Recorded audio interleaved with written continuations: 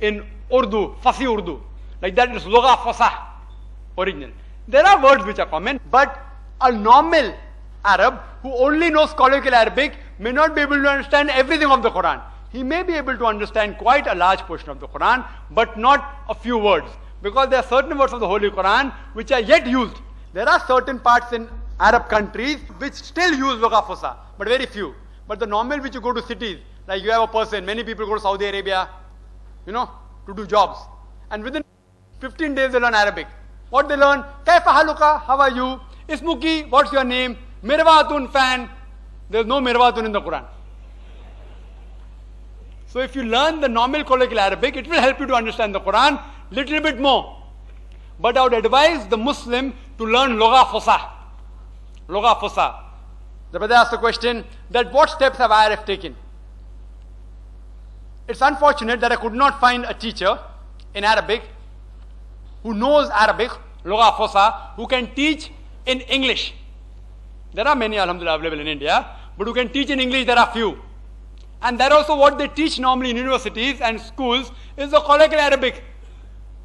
Same thing, Ismuki, what's your name? They'll talk about Talla Sutun, the duster and the blackboard, and the Kursiyun, the chair.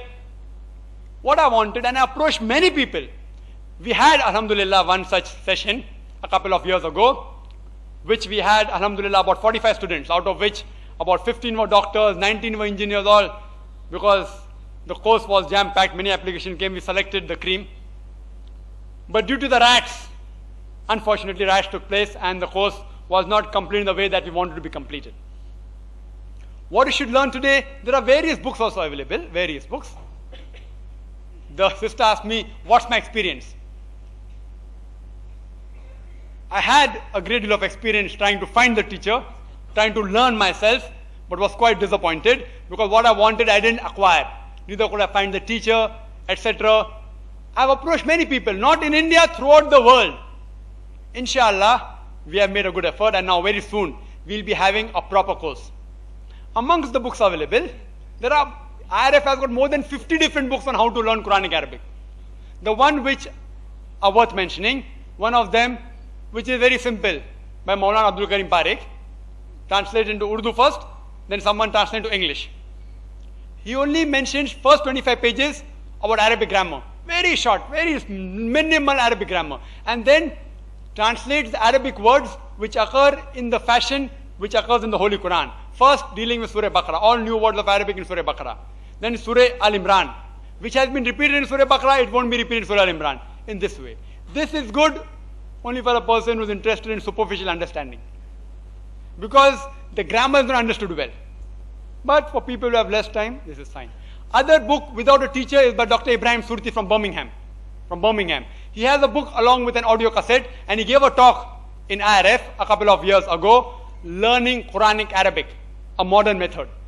It's a book which is available in IRF, and in 60 hours you can learn Quranic Arabic. These two are without teacher. With a teacher, one of the good books is by Abdullah Abbas Nadwi. Abdullah Abbas Nadwi, he passed off from Nadwa and now at present is Makkah. What he has done is what we wanted, that give examples of Arabic words which occur in the Holy Quran. So he gives example of apple, which is there in the Holy Quran. Those words which occur in the Holy Quran, those words he give examples, which is good. But yet we require a teacher for that. The person who I felt is best in my humble research, not that I'm a great scholar, not that I met many people, but I tried to meet, and alhamdulillah I've met all these three people who have written all these three earlier books. The person who was maximum impressed was by Dr. Fah Abdur Rahim of Medina University. Fah Abdur Rahim. He has a novel way of teaching people. And his book, it's available in 3 volumes, which has also been reprinted in Madras by the Islamic Foundation Trust. It's a book which is followed by various universities throughout the world in teaching Arabic. And he, alhamdulillah, knows several languages. He's a linguist. At present, he's the head of the department of the translation section of the King Fahd printing press. He has been in the Marinda University for more than 25 years. Alhamdulillah, his English is beautiful. He knows Urdu, various languages, Arabic, German, and even French, Spanish, alhamdulillah. He has a style, while he teaches the foreign student, he learns his language also. And his different approaches that he teaches a person, for example, he's taken out a book on how to learn the Arabic alphabets. All the books that I've come across start with Alif, Ba, Ta, Sa. His book has a novel approach. He has done a survey since he's from Madras of Tamil language. He says the easiest letter to pronounce in Tamil as compared to the Arabic letter is Lam. The first letter is mentioned in his book is Lam. The other letter which is easier is Mim. So it comes Mim. Moment you learn Lam, along with it, he teaches Fatta, Dhamma, Kasra. La, Li, Lu. What we learn normally is Alif, Ba, Ya, Alif, Be, Te, Se. Out there it's Alif, Ba, Ta, Sa. And then after reading all the letters, then we start A, I, U, Ba, Bi, Bu. This is a different approach. The letter which is easiest pronounced in Tamil language is Lam. So it starts with La, Li, Lu. Then Mim, Ma, Mi, Mu. Then with these two letters, he forms words. Lam, Lim, Lum. And then he says even a person doesn't know the order, yet he can understand. And then he goes on how to read the Arabic without Fatta, Dhamma, Kasra. And I had opportunity to spend time with him for a few days, alhamdulillah. He is a great scholar and a unique approach. Inshallah, we have requested him to come to IRF. We have requested Abdullah Abbas Nadwi to come to IRF. All of them have agreed. So inshallah, after Ramadan, we may be having such a Quranic course, which inshallah will be a unique one. And we'll see to it that we video record it, so that people who are not present, though they may not be able to get that same impact, they will at least have the gist of it. Hope that answers the question. Our Hindu brother, the relevant question, therefore I'm just closing the program today with this question and the vote of thanks I'll be following up. Our Hindu brothers say that in Quran it is said, cut down the kafirun, so it should be banned. Would you please explain the background of cutting down or qital of kafirs, reference Surah Tawbah? The brother, non-Muslim brother of ours, he has given a reference from Surah Tawbah that the Quran says, cut down the kafirs, kill them. So the book should be banned. Can you explain? The brother mentioned the chapter number, he didn't give the verse number. The brother is referring to verse of the Holy Quran from Surah Tawbah, chapter number 9, verse number 5, which does say that wherever you find a kafir, one who rejects the truth, a mushrik, you kill him. And this verse is quoted very often by the skeptics, by the critics of Islam, especially people like Arun Shori and Taslima Nasreen. And they say that, see, Islam is a ruthless way of life. It says that wherever you find a kafir, kill him. In brackets, they write Hindu, indicating that the Quran says wherever you find a Hindu, kill him. They are the people who are doing mischief. If you analyze that, suppose there is a war going on between Vietnam and America, and the American Army General or the American President tells the soldiers in the battlefield that wherever you find a Vietnamese, kill him. But natural, the Army General of America, he is telling to boost up the morale in the battlefield. He has to say that. But today, several years later, if I write that the American President or American Army General said that wherever you find a Vietnamese, kill him, you'll make him sound like a butcher. It's out of context. So similarly, the context of this verse, you have to read from verse number 1. There was a peace treaty between the mushriks, the kafirs of Makkah, and the Muslims. This peace treaty was unilaterally broken by the mushriks of Makkah, by the kafirs of Makkah. At that time, Allah revealed this verse, that we give you a time of 4 months. Otherwise, a declaration of war. Verse number 4 says that. Verse number 5 says that wherever it tells to the Muslim, wherever you find the kafir, kill him. It's to boost up the morale. In the battlefield, these mushriks who took you out of the house, these mushriks, if you read the context, they took the Muslims out of the land.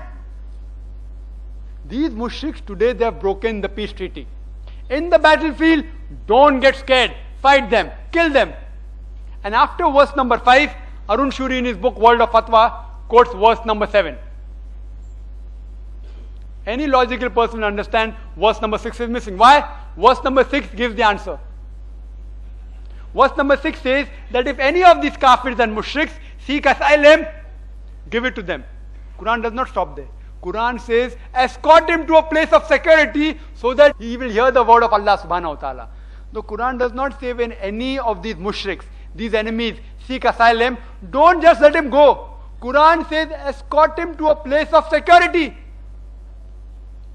tell me which army general today in the world who will be so generous, so merciful, maximum tell a soldier that if an enemy wants to go, let him go. Which army general today will say, escort him to a place of security? Quran says, don't just let those kafir go, escort them to a place of security so that they will hear the word of Allah subhanahu wa ta'ala. So in the battlefield, this context is there. In the battlefield, don't get scared. Fight the people who drive you out of your house. Fight them, those who fight you. Don't get scared. But if they seek asylum, escort them to a place of security. So Islam, alhamdulillah, it promotes communal harmony more than whatever all the others, UNO and human rights, what they're talking today, Quran mentions 14 years ago. Today human rights and women rights and so many organizations talking about peace, peace, peace, all that is given in the Holy Quran. But because it comes from the book of the Muslims, they don't want to say, they don't want to quote that. So what today the world is talking about, how to give human rights, that you should not differentiate between caste, color, creed, sex, etc. This Quran has already mentioned 14 years ago. It should not be banned. It should be promoted and made and translated into all the various languages of the world and given free.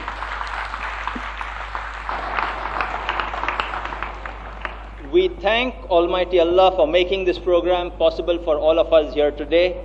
On behalf of the IRF, I thank all our esteemed guests and brothers and sisters present here today for their interest and enthusiasm displayed. We appreciate and thank all persons of the professional video recording team, mostly from the USL 20th Century Fox Studios, who have recorded this event for millions of others to see.